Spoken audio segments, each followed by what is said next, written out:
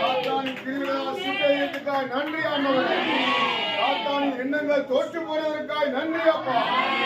நீர் வெற்றி சிறந்ததற்காய் நன்றி அப்பா. எங்களுக்கு ஒரு வெற்றியை தந்ததற்காக நன்றி ஆண்டவரே.